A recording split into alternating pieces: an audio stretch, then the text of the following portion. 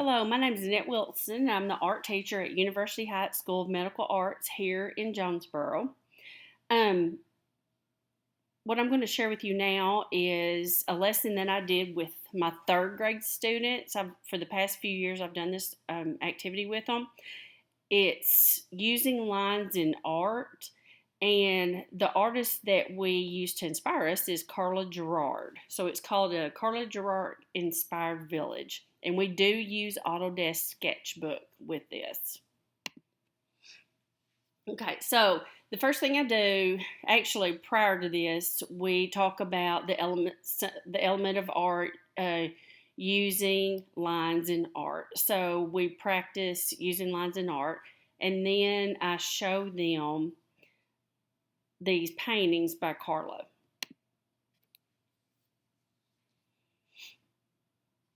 And while I'm going over these, I focus on, I tell them that, when she painted this, she probably did the background first. And then we talk about the village houses, or whatever kind of building she has in there, and how she uses lines and color, and then that she always has a tree or some kind of a plant, and then she has her foreground. So we just take time and look at all of these, and I point out the fact that her buildings are not perfect, and they don't have to be, but that her paintings as a whole look really good, just because of all the lines and the details that she uses.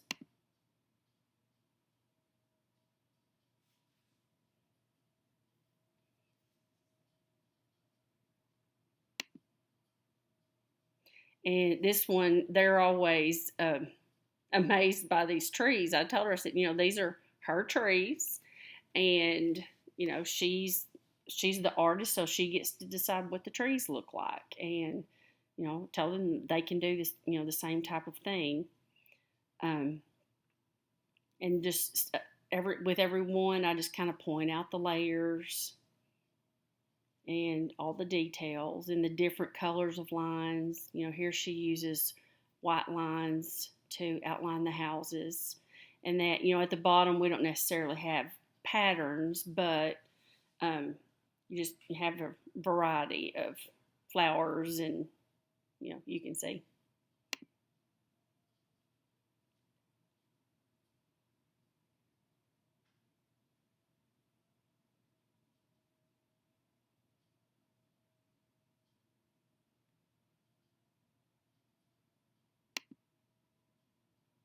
In this one, we always, when I see it, I automatically think of Halloween. And so we kind of talk about how the colors reflect how you feel. And, just talk about using the swirly lines in the background. Whenever they look at this, we always have a big debate as to what kind of animal this is. It could be a dog, or a goat, or a sheep. I can't think she kind of made it that way, so you can just interpret it however you want.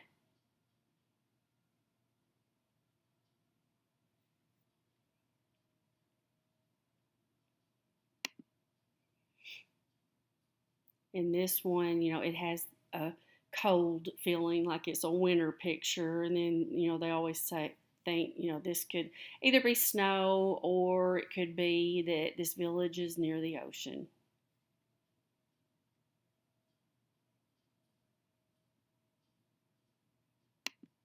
Okay, so this is the lines that we practice in class, and we take some time doing this, and I always have them save this. If we do this on Autodesk Sketchbook, I have them save it to their gallery, and I also have one of these charts hanging up that they can refer back to. Sometimes I refer back to it, and sometimes they come up with their own types of lines that they can use.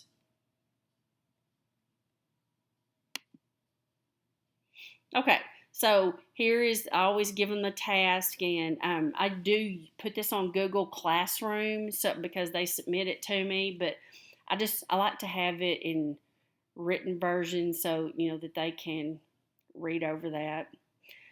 Use Autodesk Sketchbook to make your own Carla Gerard inspired print. First, you will start with the sky or background layer. Next, you will add a new layer and add the houses all the way across, and also encourage them with each house to do a different layer, because when they finish, they might decide that they want to change where the houses are. They might want to change the size, and if you have it saved on its own layer, you can do that. Remember that they do not have to be perfect, but they do need to have lots of lines and details. The next layer should have a tree or two, and the last layer should have the foreground or the ground layer. Remember, it should have lots of color and lines. When you unlock all of your layers, you will reveal your village. And so, I always try to bring up the elements of art or elements of design, and these are the ones that really come to mind.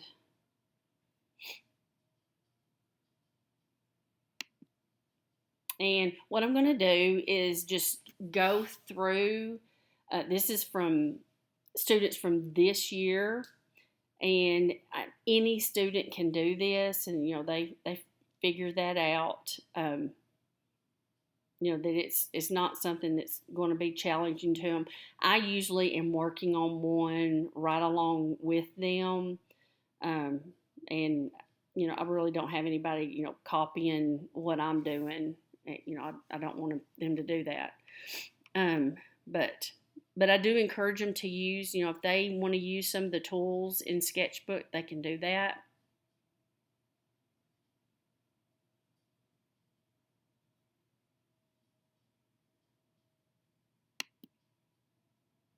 And you can see here that they did use, this person did use some of the tools. I like how they, private property sign, stop sign.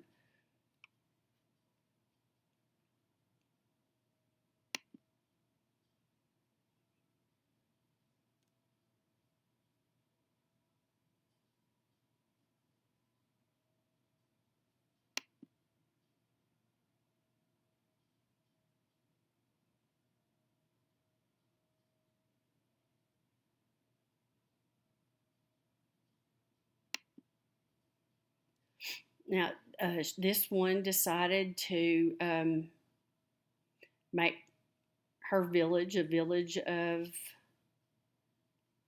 mushroom houses, and I really liked that. I loved her shadowing that she put on here. And we had talked a lot about, thinking about where your son is, which actually it should have been the opposite because your son's over here, but she gets it. And I asked her what these little people were, and she said they were Smurfs. So I thought that was cute.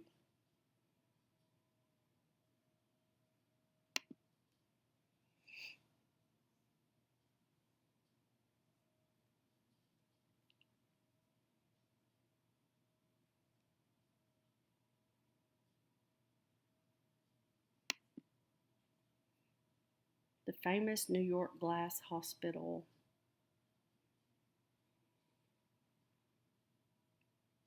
And it had a theater in here. So I love all the colors here. This kind of looks like the glow tools.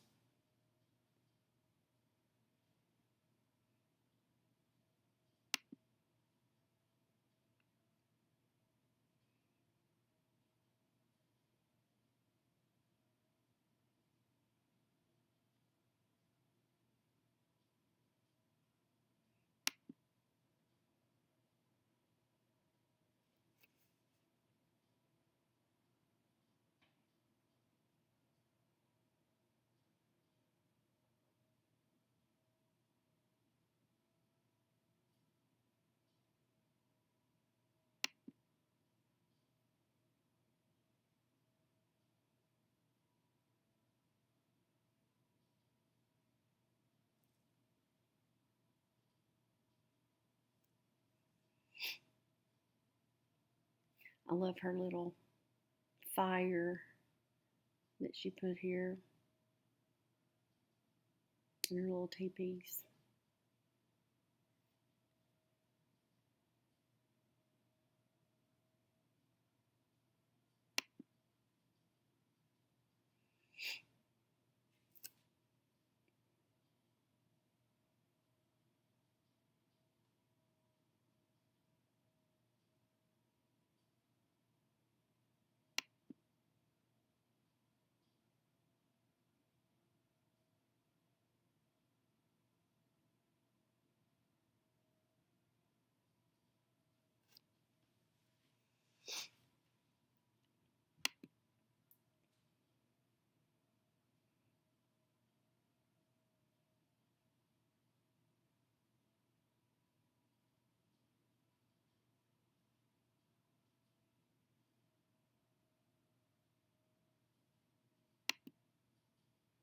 This one was my favorite one, and she's so quiet and just a sweet little girl. And when I looked at all the details, because she came in and just worked.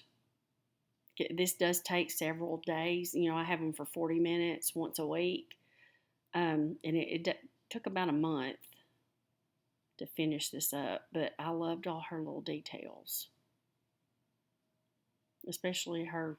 It kind of looks like a wingless bird here, but she included a little theater there. So I was very impressed with her work and all her little details.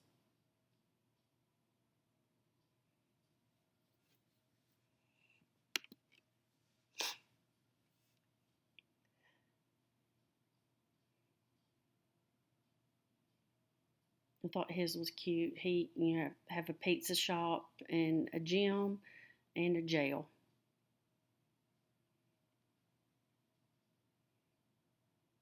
And I love how he used the glow tools, up at the top here.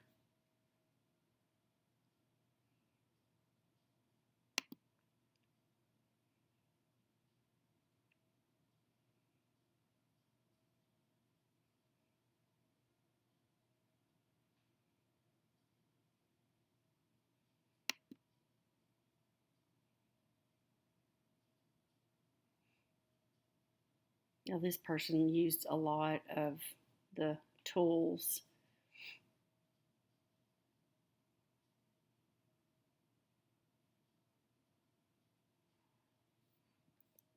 But these look so good when we hang them out in the hallway. They're just so colorful, and they're all just so different. Okay, so these are mine that I did with each class this year. And, on this, I made some adjustments. Of course, this is my crazy tree back here. Um, and I did have each one of these on a different slide, so I was able to make some adjustments. I think sometimes it's important to model for them. I don't want them copying what I'm doing, but I think it's okay for them to get some inspiration there. This was another one.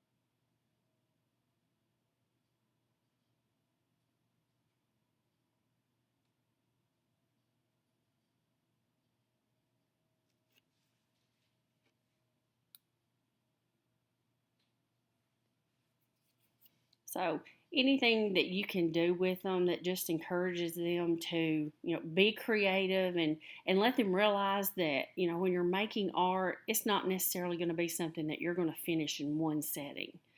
It's, important to let them know sometimes to do something, that's meaningful or that has, some quality to it is going to take a little bit of time and take some effort, and I did have to some of them would say, oh, I'm finished. And I would look and say, no, no, no, no. Work here, you can, and kind of give them some input and, some things that they might could add to it because, then they finally came to realize, it was going to take a little bit longer to do.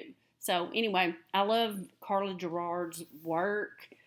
She has a lot of beautiful paintings, and pretty much they're all, this type of thing. And she, and I tell the students, this is something she enjoys doing, and no, her, buildings are not perfect, but it's okay because she uses lines and color in her artwork. People like them and they buy them, and I let them know that, you can make a living with using your art skills. So, I hope to encourage them to, to do that and to try. So I hope that you give this a try. I know this was a little short, but this is, something that I've enjoyed doing and thought it was worth sharing. Somebody else might try it. Thank you.